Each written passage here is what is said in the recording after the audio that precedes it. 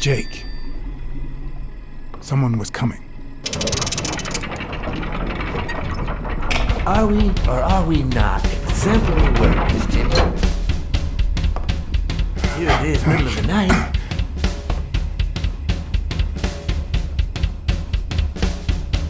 And we're working extra hours.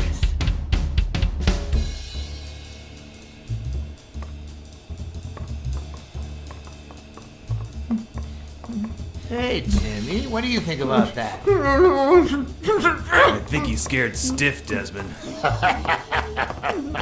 Why's that, Jimmy? We're giving you the red carpet treatment. We even let you in the boss's office. You're one lucky fellow. You can't say I don't treat you well, Jimmy.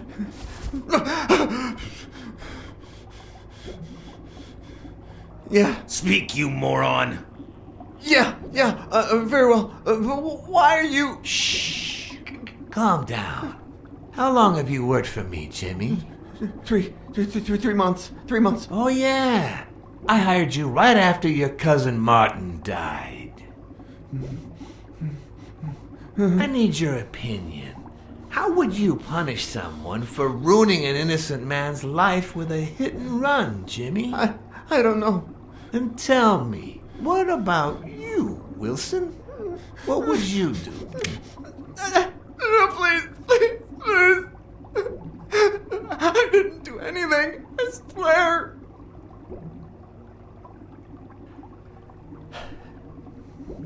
He was a good guy. Of course, you already knew that. You knew him better than me, right? He was my cousin. That's why I hired you, Jimmy.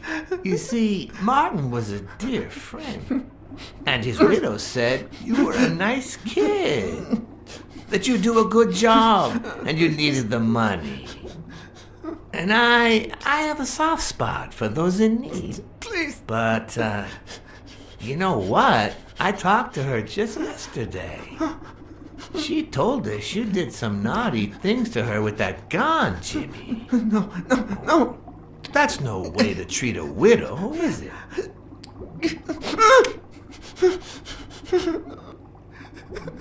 She's lying. Why would I do that? What about the kid? Are you so sure you know how long a kid can hold his breath? With his little head inside a toilet bowl? Son of a bitch. I didn't want to. It was his idea. Selfishly, I was glad I hadn't risked my life to save Jimmy. Maybe not even someone like him deserves to die. But one could also argue that I didn't deserve to die for someone like him. Who's your boss? Give me a name! Cassidy. It was his idea. He said you'd hired me if I'd managed to scare the widow, and I just... All right. Let's just calm down now. It's gonna be okay.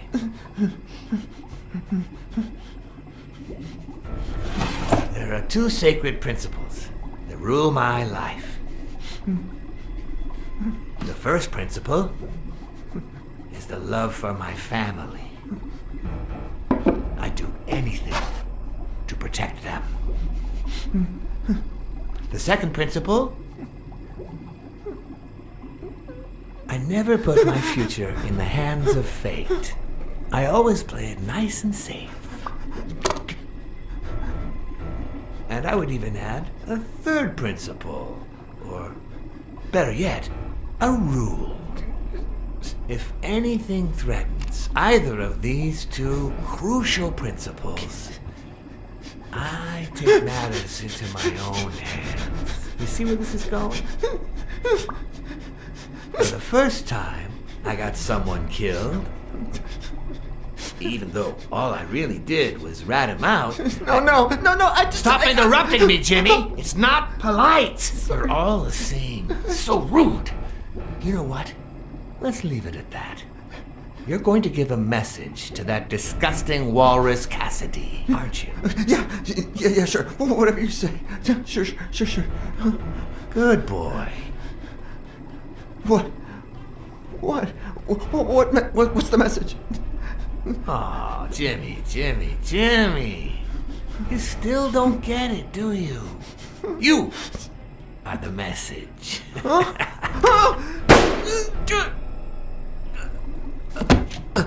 Come on. Wrap him up. Make sure Cassidy gets the message for breakfast, will you? I hope he chugs on it. Got it.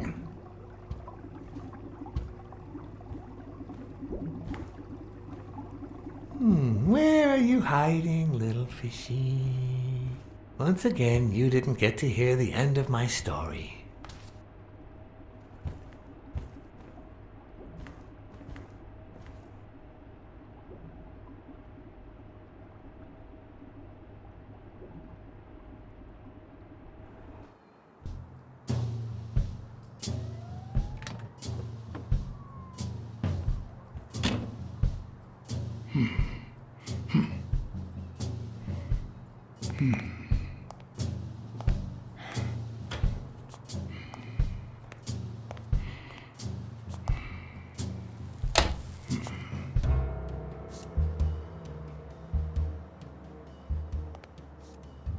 What? Just where do you think you're going, putty cat?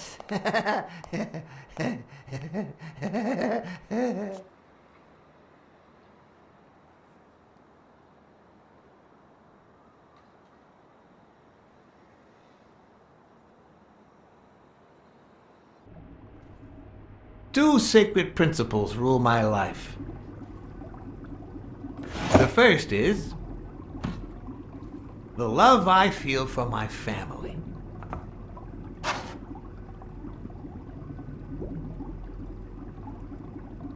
The second,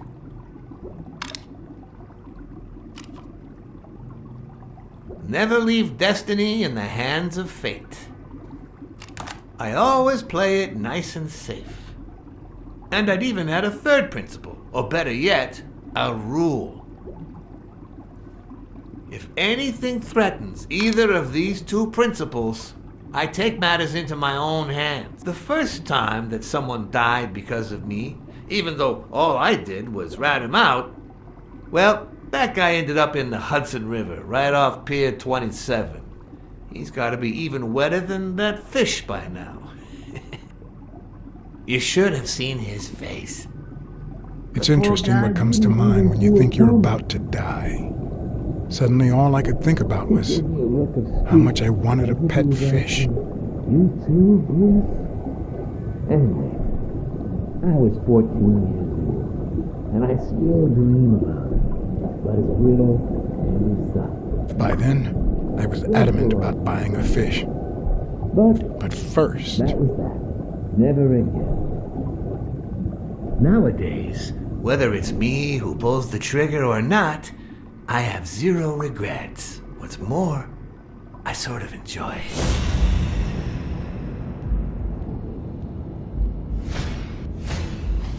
in case anyone had any doubts about who's the boss around here, I'll put my dirty feet on his luxurious table to prove that all of this is mine.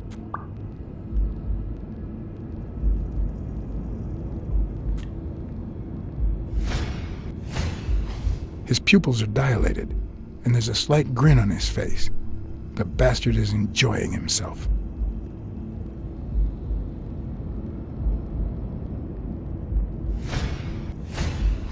When a mob boss declares his love of family, it can only mean that A, he won't hesitate to ruin yours, and B, he's cheating on his wife.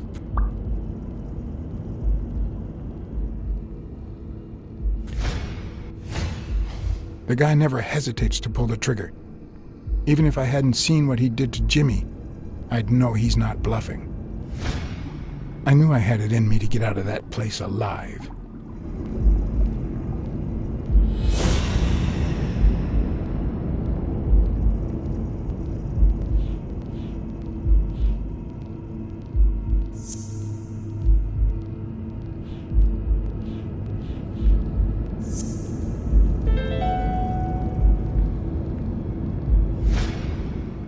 No. O'Leary's wife is having an affair with Colbert? Should I serve this to O'Leary on a silver platter? Or threaten Colbert so he'll get me out of this mess? And, well, that's it, I think.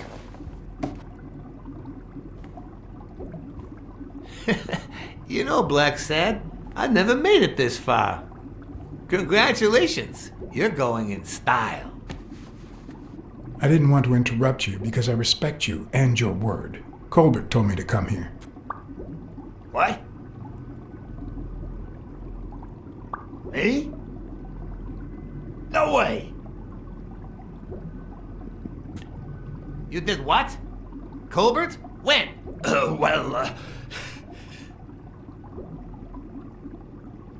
Yeah, remember when I called you on the phone? Don't you remember that cocky drunk guy? No. He kept bragging about how he was banging another guy's wife. Oh? Oh, yeah. Weird times, huh? Yeah, and you congratulated me for finding Yale and saving your life. Several times. Then you assured me that O'Leary would thank me. Well, I didn't put it that way, but yeah. And then you told me to come here to ask the boss himself. Yeah. I think you deserve it. Right, Desmond? Oh, Blacksad. Thank you. And sorry for jumping to conclusions. First, you get a random beating from my men. And now this. Although you have to admit I had my reasons to be suspicious, you ran away from Yale's apartment, didn't you? But as you well know, you can't trust anyone in this world. Take it. It's only fair. I want to bet it all on the fight. Ah, so you're a gambler after all. We listen, if you call it listening, to the sentimental romance. I guess, if you say so. Same difference. Anyway, go ahead. Place your bet. I bet it all on Yale.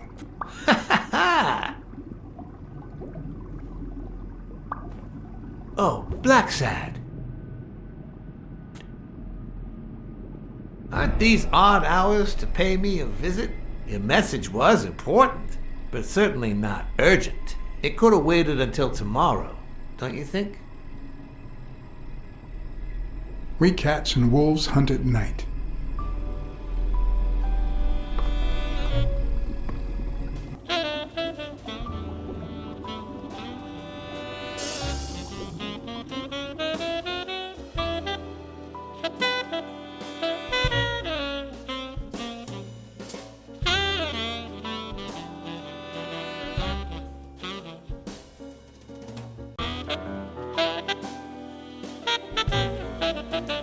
I wish I was a noir fiction writer.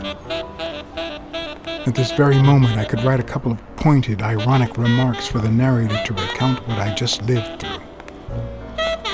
The dark, crooked alleys of New York reminded me of the state of my own soul. No. Fall loomed over me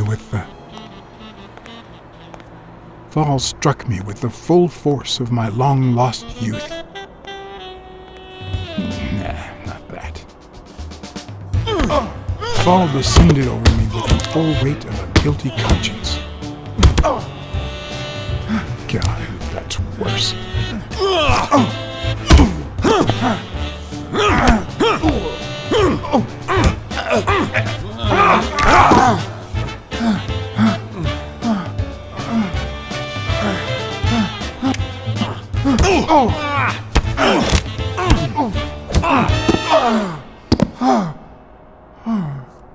What were you thinking? He wants him alive!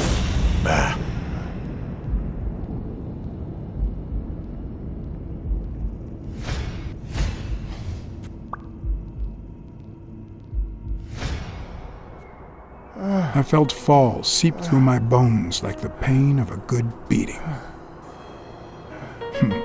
Mediocre, but appropriate.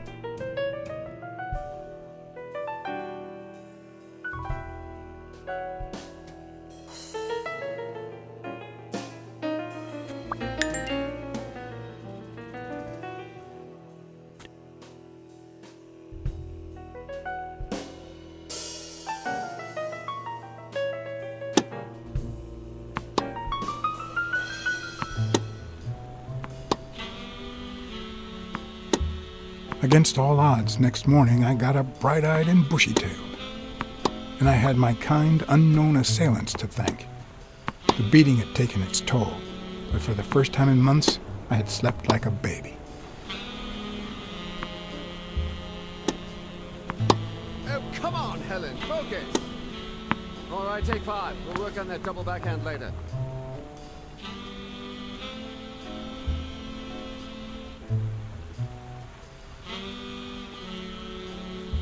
Well, Mr. Blackmore, what can I do for the FBI?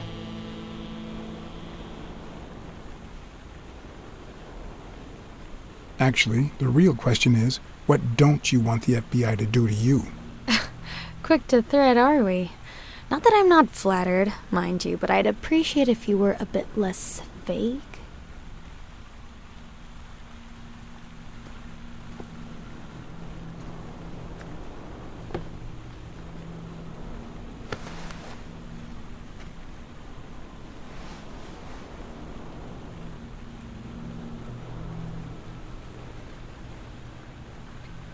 Maybe if we could speak in private? Alec! Coming! You've got 4 minutes, Mr. Blackmore, so... make them count.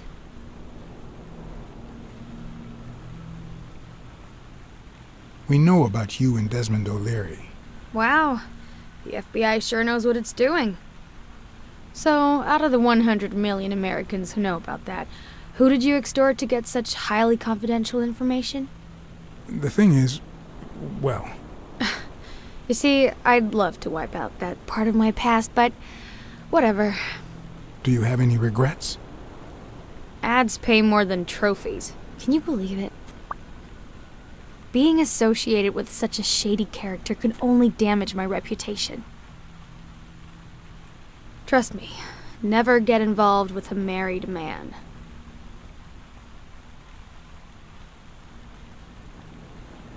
We're aware of at least 6 rigged games during your first year as a professional player. And? You won all of them. Are you trying to offend me? I give my all on the court. I can't be held accountable if my rivals don't do the same. Go interrogate them. In any case, now I know why you mentioned O'Leary. They say you're currently involved with Al Stone, the boxer. Is that correct? Wow, your sagacity never ceases to amaze me. Don't beat around the bush. We know why you're with him. Oh, so you like his biceps too? Desmond O'Leary asked you to seduce Stone. Why? What? No, I met Al by chance at a party. A party hosted by Desmond O'Leary. No, that can't be. No one is that shrewd. Not even him. Damn, I hate that bastard. Anyway, now I get why you brought up the rigged games and your obsession with O'Leary. What do you really have against him? And don't say illegal gambling. O'Leary is a murderer. Every criminal organization has blood on his hands. His is no exception. And we have proof. I'm serious, Miss Moore. America can't afford to let anyone shake its foundations like that. And America's sweetheart can't afford it either. Help us out. Talk to us. And why should I, Mr. Blackmore? What do I stand to gain or lose? The FBI always returns a favor. Oh yeah? Are they gonna rig my games? This is actually quite simple.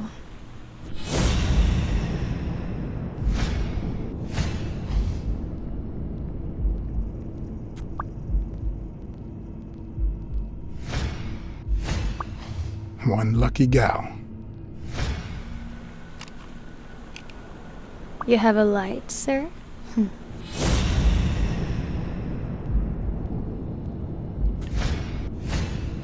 The pearly white teeth of someone who barely smokes. Am I making her nervous? Damn. I'm almost out of fluid.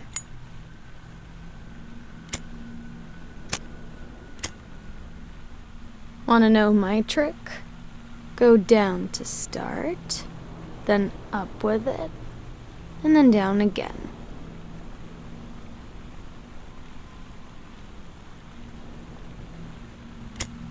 Will I get to smoke today? Don't worry, I'm not making any assumptions about your masculinity.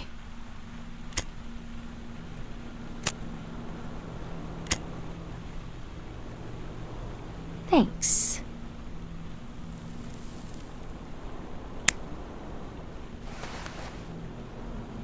I don't know what you want me to say. You're trying to frame O'Leary, perhaps rightfully so, but I think you're barking up the wrong tree. Believe me, if I had the slightest Come on, Helen. Time to work on your backhand. Let's go. Do you smoke? Nice meeting you, Mr. Blackmore.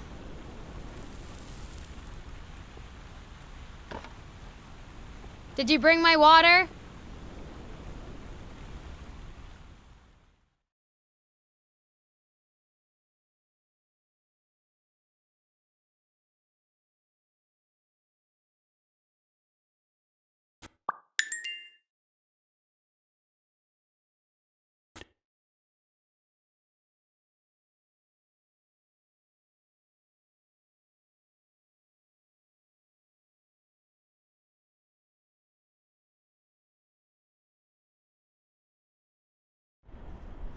America's sweetheart gave you her cigarette? Dear God, she has the hots for you! I can't believe you said good old Weekly to investigate that stupid walrus while you were hanging out with Helen Moore herself! So, what do you say, you and me, we change places next time, huh? Your turn. Now tell me, what did you find out? Ah, you're gonna love this. You ready? I've got news, but I happen to also have a Blacksad. Thank you so much, Mr. Blacksad. Huh? Oh, Mrs. Colbert. When you told me about my husband, I kicked him out. But this morning he came back with a bouquet of roses and asked me to forgive him. He said he had some kind of big scare yesterday and that he hasn't stopped thinking about me since. He wants to take me to Niagara Falls on a second honeymoon. And? I threw the roses in his face and I told him to shove Niagara Falls up his ass. You think I could forget what he's done just like that? I don't want to get into anybody's business here, but what if your husband really is sorry? Are you telling me to give him a second chance? Is that what you're saying? Oh, yeah. No. No, actually, I'd rather not say anything. All right, but I'm gonna hold you accountable. If that two-timing rhino betrays me, I'll scratch his eyes out and I'll smash his head in. And yours, too.